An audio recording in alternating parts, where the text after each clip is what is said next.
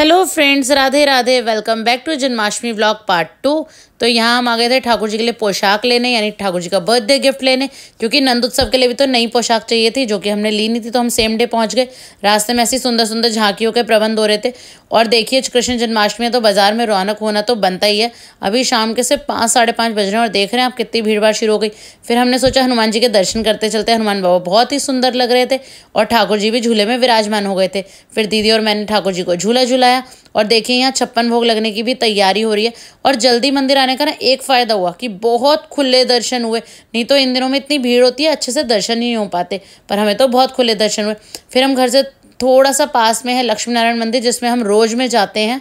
वहाँ देखिए भोले बाबा का कितना सुंदर श्रृंगार हुआ था और मंदिर इतना सुंदर सजा हुआ था कि मैं आपको क्या ही बताऊं। बहुत ही अच्छी रौनक थी। भगवान जी सारे आज तो कृष्ण जी के जन्म उत्सव के लिए सब तैयार होकर टिप-टप हुए थे। ये देखिए, छोटी सी राधा रानी डांस कर रही थी। और यहाँ देखिए राधा कृष्ण जी भी कितने सुंदर लग रहे हैं। मतलब सभी भगवान जी ना एक से बढ़कर एक पोशाक पहन के बिल्कुल जचे हुए थे। देखिए रंगोली, मंदिर में दर्शन देखने लायक थे। और सच बता रही हूँ, आप लोगों को भी कभी दर्शन करने जाना हो ना, तो आप लोग भी हमारी तरह जल्दी जाइए। हम लोग फर्स्ट टाइम इतनी जल्दी गए ना, हमें इतने खुले दर्शन, इतने सुंदर दर्शन हुए। ठाकुर जी को इतना मतलब कि इतना टाइम लेके हमने झूला झुलाया, खूब उनकी फोटोज भी क्लिक करी और खूब अच्छे दर्शन हुए। बहुत ही आनंद आया, बहुत ही सुंदर दर्शन। और देखिए, अब राधा रानी पोशाक लेने गई थी, है तो एक लेडी, तो अपने लिए भी तो शॉपिंग बनती थी ना। तो राधा रानी ने अपने लिए लहंगा ले लिया और ये ले लिया ठाकुर जी के लिए बर्थडे गिफ्ट। इन्हें ना हम रात को पहनाएंगे। तो यहाँ फुला लेते हैं बलून। तो दीदी वीडियो बना रही थी, कह रही तो फुला लेगी। मैंने कहा हाँ हाँ मैं फुला लूँगी बलून। तो फटाफट से बैलून फुलाते हैं, क्योंकि देखिए बर्थडे पार्टी है तो थोड़ी बहुत डेकोर तो होना ज़रूरी है ना।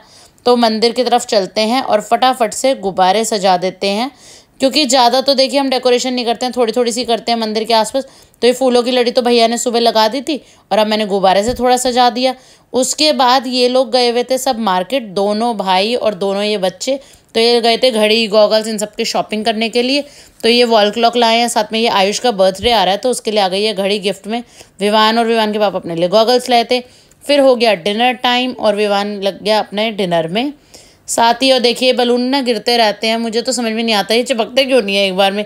आजकल ये वॉल्स पे ना पेंट ऐसा होता है कि इस पे टेप भी जल्दी से चिपकती नहीं है। और यहाँ हमारा हो रहा है धनिया का प्रसाद तैयार। भगवान जी को भोग में नजर पड़ती है। ओके, ये ड्राई फ्रूट रोस्ट हो रहे हैं। यहाँ पे सब्जी कट गई है फलार के लिए।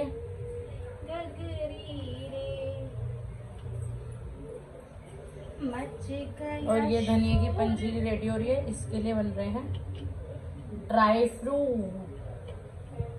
चलो, अपने को तो 12 बजे खाना है तो ठाकुर जी को तो भोग लगा देते हैं। तो ठाकुर जी के लिए भोग रेडी है, चलो ठाकुर जी को लगाते हैं भोग।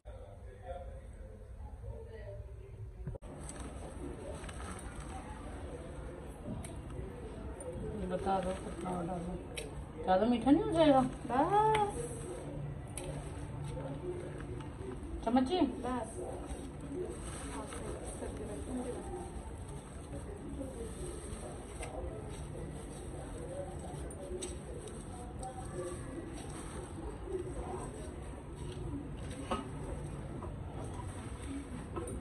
इससे ना ये रखी रहे, इससे उसमें कर लेंगे बाउल में, है ना।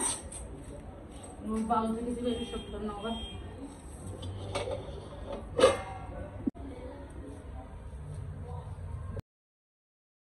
पंजीरी प्रसाद तो बन के हो गया तैयार। अब बनाएंगे फलार, पर फलार ना हम थोड़ा सा लेट बनाएंगे, क्योंकि 12 बजे खाने इतनी जल्दी बना के क्या ही करेंगे। तो फिलहाल 9:30 बजे ठाकुर जी को करा देते हैं एक बार शयन, क्योंकि 12 बजे फिर उनका जन्मोत्सव होगा तो फिर उनको उठाएंगे, आरती करेंगे, भोग लगाएंगे ना। तो फिलहाल उनको थोड़ी देर के लिए दे देते हैं रेस्ट, कर देते हैं लाइट बंद और चला देते हैं पंखा। तो आपको ठाकुर जी के दर्शन कैसे लगे? आपने लास्ट व्लॉग में भी कमेंट नहीं करा था, तो अब बताइए ज़रूर कि हमारे ठाकुर जी आपको कैसे लग रहे हैं। ये है हमारे ठाकुर जी का जन्माष्टमी दर्शन। और साथ ही बज गए हैं 12 और 12 बजे से पहले ही मैंने भोग की थाली कर लिया बिल्कुल तैयार, साथ में जोत की भी तैयारी कर लिया, जल ले लिया। तो अब हो गया है ठाकुर जी का जन्मोत्सव। Happy birthday to you, happy birthday, happy birthday, happy birthday to you. Nand के आनंद भयो, जय कन्हैया लाल की। नंदी घोड़ा पाल की, जय कन्हैया लाल की। नंद के आनंद भयो, नंद के आनंद भयो, जय कन्हैया लाल की, हाथी घोड़ा पाल की जय, लाल की जय, नंद के लाला की जय, जय हो बांके बिहारी लाल की जय, राधा रानी सरकार की जय। हम भी अगर बच्चे होते, हम भी अगर बच्चे होते, नाम हमारा होता बबलू टबलू, खाने को मिलते लड्डू और जय हो श्री राम।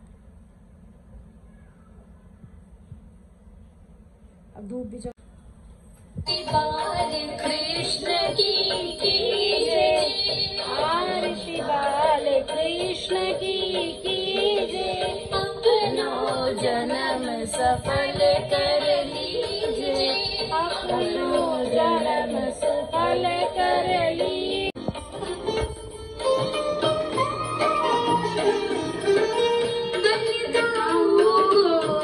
छोटो भैया कनुआ कहकर बोलत मैया,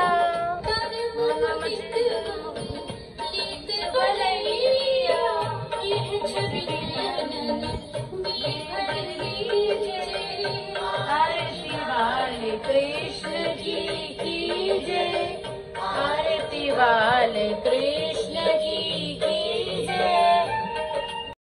देखिए बहुत लोग रात को 12 बजे ठाकुर जी का अभिषेक करते हैं। पहले हम लोग भी किया करते थे रात को 12 बजे अभिषेक।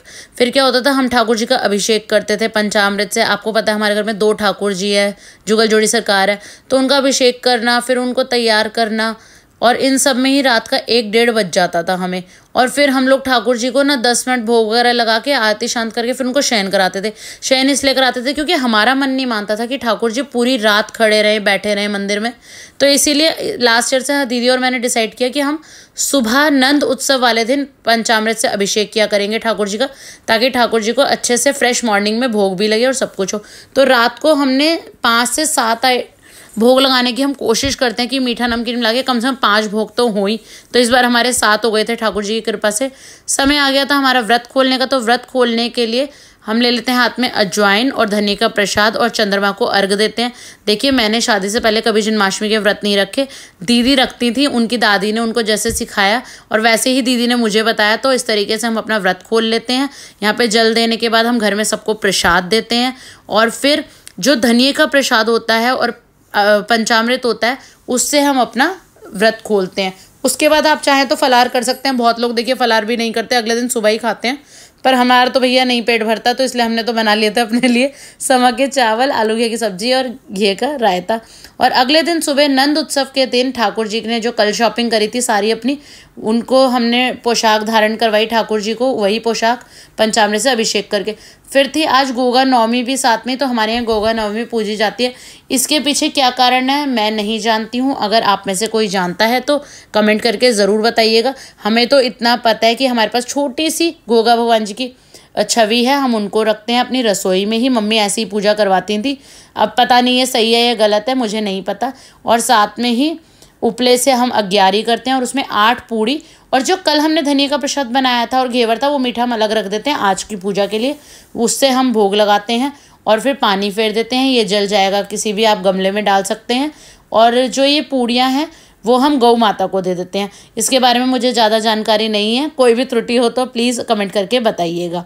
और साथ ही ठाकुर जी इस नई पोशाक में जो राधा रानी उनके लिए गिफ्ट में खरीद के लाई हैं, कैसे लग रहे हैं कमेंट करके ज़रूर बताइएगा। अगर आपको हमारे फैमिली व्लॉग अच्छे लगते हैं तो ज़रूर चैनल को सब्सक्राइब कर लेना, लाइक शेयर कमेंट कर देना। जल्दी ही मिलेंगे नेक्स्ट व्लॉग में।